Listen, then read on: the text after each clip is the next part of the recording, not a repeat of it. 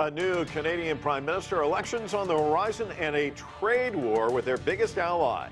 We'll take a look at the challenges facing Canada. Hello, I'm Mike Walter, sitting in for Anna Naidu, and this is The Heat.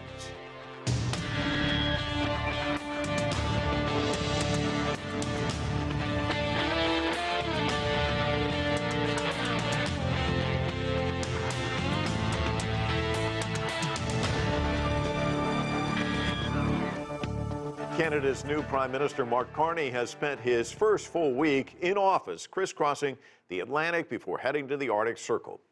If it's freezing there, then relations with Canada's next-door neighbor are arguably even icier. An alliance with the United States has unraveled in just weeks over sovereignty and now a trade war. And Carney has precious little time to solve these issues before voters decide if he stays in his job. Owen Fairclough reports. First, Paris. Canada is a reliable, trustworthy, and strong partner of France. Then London. Two sovereign allies, so much in common. And finally, the Arctic Circle. Canada's new Prime Minister Mark Carney visiting allies and neighbours, but conspicuously not his next-door neighbour at a critical juncture. We've called out those comments. They're disrespectful. They're not helpful. And they need to stop before, and they will have to stop before we sit down and have a conversation about our broader partnership with the United States. Those comments? I think Canada would be much better off being a 51st state. Donald Trump repeatedly threatening Canada's sovereignty. Add to that a trade war Trump started with Canada along with other key trade partners, and Carney has taken over from Justin Trudeau at a precarious moment, underscored by Carney's visit to the Inuit-governed territory of Nunavut, close to Greenland, another territory Trump wants to take over. We must invest in Canada's north to defend our sovereignty. If Carney's challenges look existential and international, he has plenty of domestic challenges, not least finding out if voters want him once he calls an election that's expected within the next 2 months. If you elect him, you will pay a brutal price. Pierre Poilievre is the Conservative opposition leader with a narrow lead over Carney, according to some polls. There will be tens of thousands of steel, aluminum, cement, and other industrial jobs lost under Carney's carbon tax. With tariffs already in place on Canadian steel and aluminium exports to the US, followed by more scheduled next month, experts say both sides will pay the price. While Canadian producers are facing billions of dollars in extra costs, US home builders who use Canadian lumber expect the cost of constructing a new property to increase by up to $10,000 US. Owen Fairclough, CGTN, Washington. It's time to bring in our guest from Calgary. Laurie Williams is an associate professor at the Department of Economics, Justice and Policy Studies at Mount Royal University. From Montreal, Yves Engler is an author and activist. Ian Lee is an associate professor of management at Carleton University. He's joining us from Ottawa. And from Los Angeles, Ryan Patel is a global business executive and senior fellow at Claremont Graduate University. And welcome to all four of you. Thank you so much for joining us. Important topic. Laurie, why don't I begin with you? What a crazy beginning of the year for Canada and Canadians. The Prime Minister resigns. Trump starts this trade war, even suggesting that Canada become the 51st state. How would you describe the situation in Canada right now? Well, it's volatile in some respects simply because we're getting different signals practically daily from south of the border. We're also seeing a lot of flux up here. We've seen the resignation of a prime minister, an election of a new leader, and now Mark Carney has become the new prime minister and is trying to appeal to Canadians, likely to call an election. We started the year with the opposition party Conservatives about as high as 25 points ahead of the Liberals, and polls that are coming out just in the last few days put the Liberals up to 5 points ahead. In other words, outside of the margin of error. So a 30% shift in polling just in the last couple of months. That's remarkable, isn't it? I mean, have you ever seen anything quite like it? Never. And of course, everybody who asked if the Liberals had any hope for the next election would have said the best they could do was hold the Conservatives to a minority government position.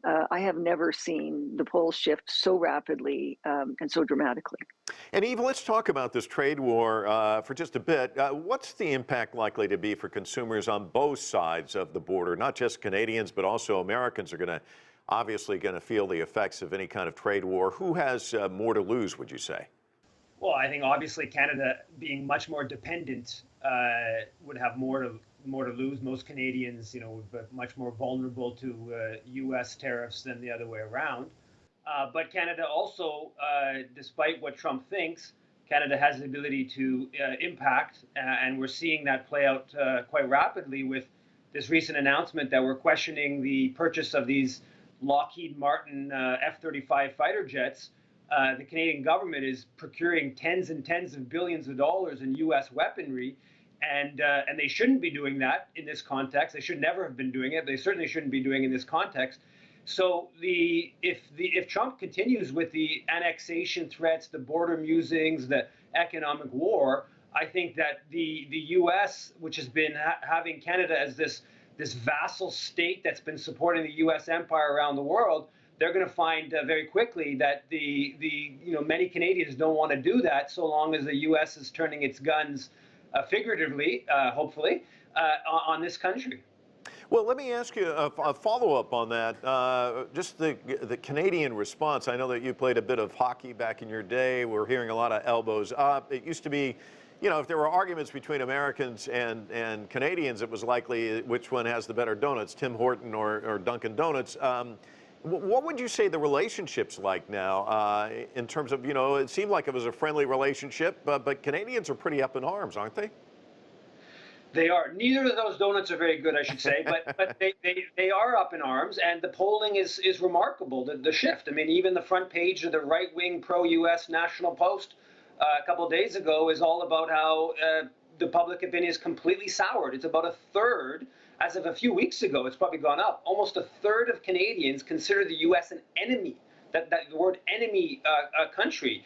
The public is just seeing this as the hyper-Americanization of capitalism, capitalist extremism, and the public doesn't want it. I was just checking my notes there. I think you're right about the donuts. Well, at least we can agree there. We've heard a lot of different opinions on all of this. Ian, let me play a couple of bits of sound. One is from a CEO of an American investment company, the other from the Canadian Prime Minister, and I want to get your reaction on the other side. Let's listen. Canada needs America. America does not need Canada, bottom line. There's more people that live in the state of California than the entire country. Our economy is stronger than the American economy in the medium term. And we are going to be stronger than the American economy, particularly if the U.S. government continues to pursue these types of policies. So, Ian, two different takes there. What's your thoughts? I've spent my entire life studying these two economies. I came out of the private sector, working for an American financial multinational for 9 years before I went back to school. I think they're both right and they're both wrong. The degree of interdependence between Canada and the United States is simply astonishing. It's been going on for over a century. It was accelerated by NAFTA, the FTA in 1988, then NAFTA in 93, and now the CUSMA or USMCA. And so the degree of trade, when you look at it, break it down by state on the U.S. side and province, it's really astonishing. I disagree with Prime Minister Carney saying the Canadian economy is stronger. I've been studying, I think I've read every productivity report in the last 25 years, and Canada has a lot of serious structural problems internally. Both countries have problems, and I would argue that both countries are dependent on each other. Yes, the U.S., let's put this out there. The U.S. is a giant amongst all countries in the world. It's $29 trillion. It's one country is 25% of world GDP. There's 193 countries at the UN as sovereign nations. One of them is a quarter of the world.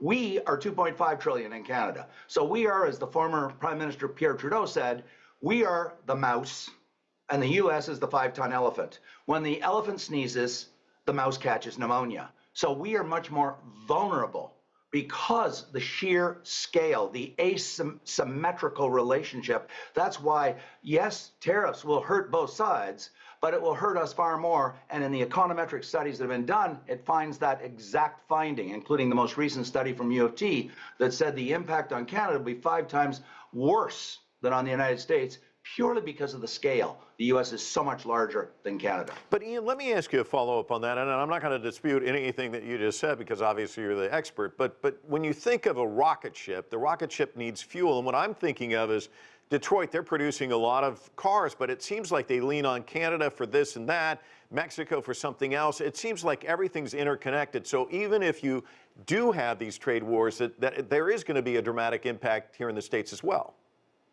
Absolutely. Right this morning, absolute great timing from the OECD. They have their latest report out looking at the impact.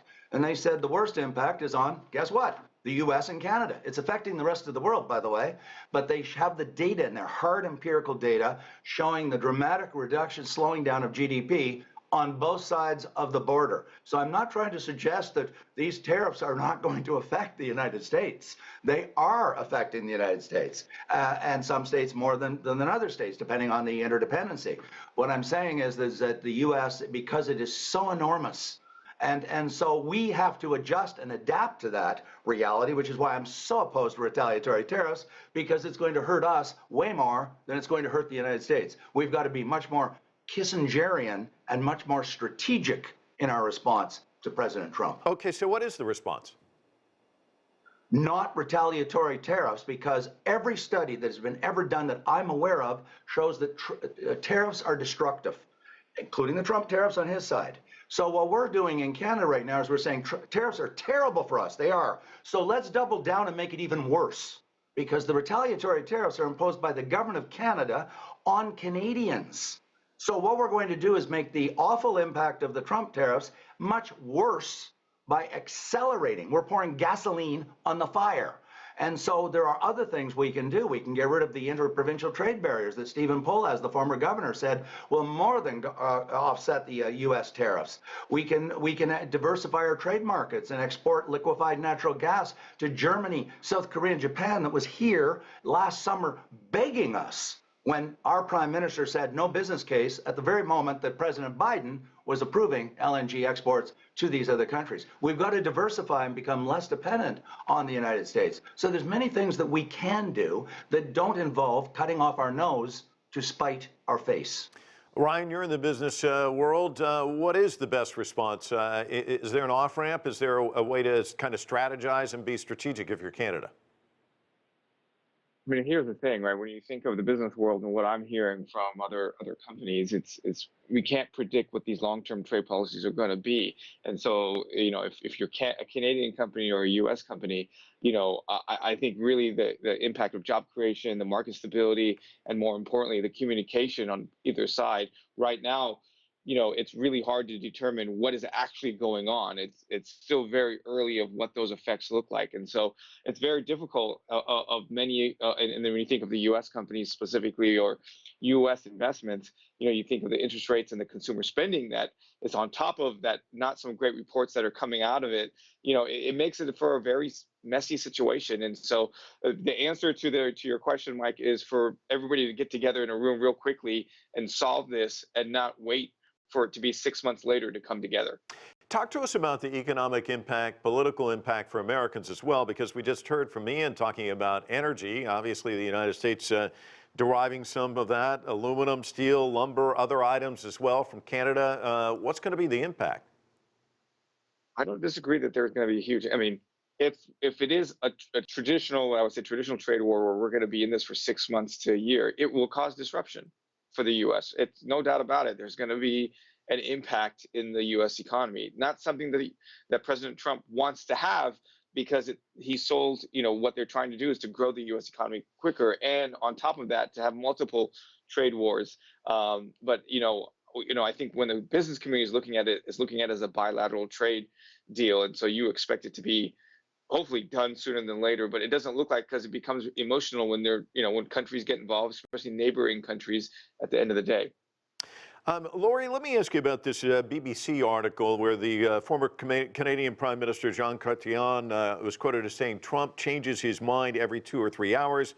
So for him to be the leader of the free world, it is preoccupying for everybody. It's seen as erratic. I was at an event just yesterday where a number of investors, high-level people talking to a group of, nervous investors here in the United States, and one of them said, he spends a lot of times with his kids doing puzzles, and he asked, what's the most important pieces to the puzzle? And people are saying the edges, corners. He said, no, the most important piece is the box, because you see how it all comes together. And he said the problem with Trump is you don't have a box. You can't really see how this comes together. It just seems erratic. Is that how you view it as well? I don't think there's any question. There are a lot of uncertainties that are being generated, partly because both the policy and the rationale keep changing.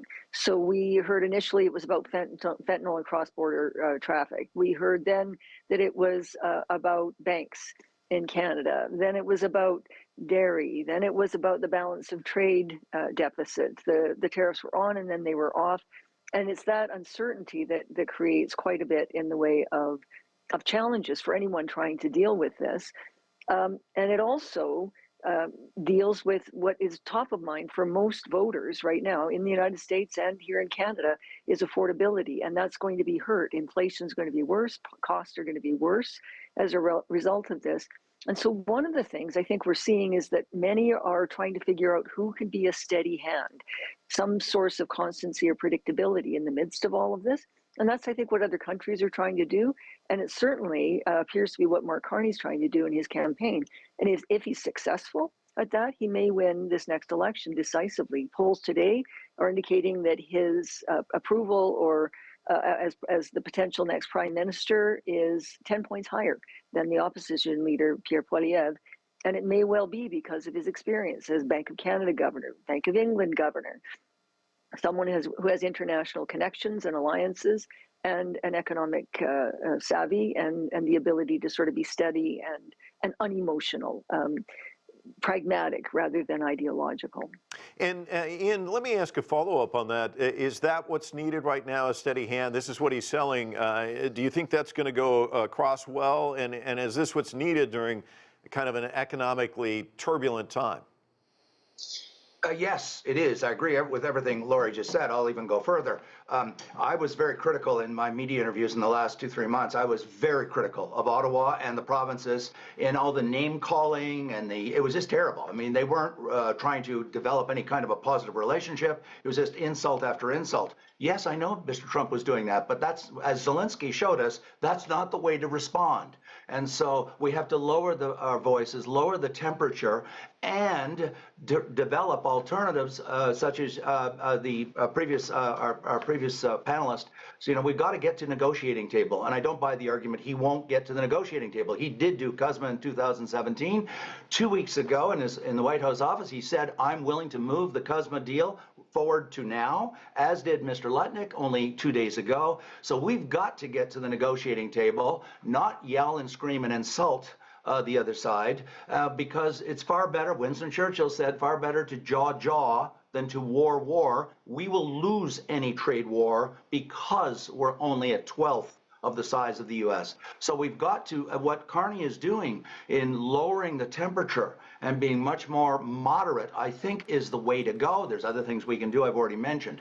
But we've got to get to the negotiating table. The off-ramp for a trade war is not yet more retaliatory tariffs. That's what we did in the Depression, and everybody knows how that ended. It was disastrous. Very quickly, Kissinger has argued over and over, the end of a war is not produced by yet more bombing. You ultimately got to go to the negotiating table to end any kind of a war, whether it's a trade war or a military war. And so we've got to get to the negotiating table. He said he is willing to get there. We're going to have to give up quite a bit, I think, those protected industries that we have. We're going to have to raise our defense spending. We're going to have to get rid of that digital service tax. But I do believe we can negotiate ultimately an agreement that is in our self-interest and in the self-interest of the United States. But Ian, isn't there some sting involved, given the fact that the USMCA was negotiated during Trump's first administration? It seemed like all of this was settled, and now he starts up again. I imagine there's got to be a sting there in Ottawa about that. It's going to be very difficult politically. I'll defer to Laurie on that side. I mean, in the court of public opinion, because it's so emotional right now. I mean, the anger on all the talk shows. I go on talk radio, and the anger is just incredible. The hatred towards President Trump. But that's not going to solve our problem. This is one instance where the leadership have to get ahead of public opinion and show leadership and say, look, people, we can't just throw bricks and rocks and insults all day long. That's not going to solve our problem, our relationship. And so he's only got 4 years. We know he's term limited. The midterms are coming up, and we do know there's certain things he wants. He said so repeatedly. He hates our supply management of managed agriculture. He thinks we're free riding on the American military. Probably are, because we promised for 35 years to increase it, and we didn't.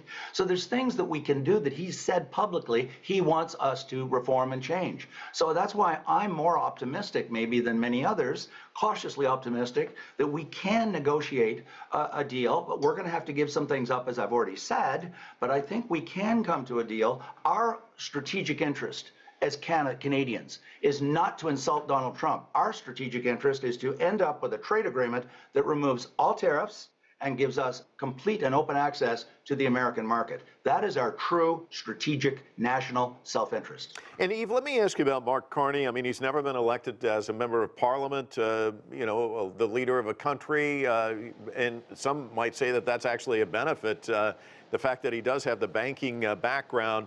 But how do the voters view this? I mean, Carney's strategy was that he supposedly has experience as Bank of Canada, Bank of England governor, but he doesn't have positions. So it was hard to box him in on positions he's taken. So that was his strategy, and it was a very effective strategy to win the leadership contest of the Liberal Party. I have to say, I have to respond to Ian. I mean, basically, Ian is saying that we should just bow down and do whatever Donald Trump wants. Or better put, not even what Donald Trump wants, because we don't know what Donald Trump wants. Fentanyl. There's more fentanyl that comes in from the U.S. to Canada the other way around. All the U.S. guns. Basically, what Ian's saying is we should use this as an opportunity to make Canada even more pro-capitalist, even more pro-corporate. I'm presuming Ian's part of the 10% of Canadians that wants to be annexed by the U.S. The vast majority of the public doesn't want to do that. This whole business of we should be putting more money into the military so we can contribute to the U.S. empire's global domination project. I asked Ian, okay, if you don't want to have retaliatory trade tariffs, what about stopping these tens and tens of billions of dollars in procurement, where we're just paying American firms, American arms firms, to purchase equipment that the U.S. is going to then control? Do you support that as a response to Donald Trump? He talks about annexing Canada repeatedly, and we're not supposed to even respond by saying that Donald Trump is a climate-denying, billionaire-supporting colonialist that wants to, annex Greenland, turn Gaza into a, ethnic cleanse Gaza? This is the response we're supposed to put. Ian, is that what you're actually arguing? Yeah, well, let's give Ian a chance to respond. Okay, of course I'm not. And we're not here to solve the problems of the world. We can't do that. We're not the United Nations in Canada. I really mean that. Secondly, we've got to distinguish between the bark and the bite of Donald Trump. He says all kinds of things. But that's why I focus much more on what he actually does. And I mean by what he does, issue executive orders that are legally binding, or bills introduced in Congress, because he says all kinds of things. And yes, I agree, changes it every, 2 hours or 3 hours. So we have to focus much more on that. But we cannot allow our emotions to drive our relationship. Kissinger, I keep quoting Kissinger, he said, nations do not have friends, they have interests.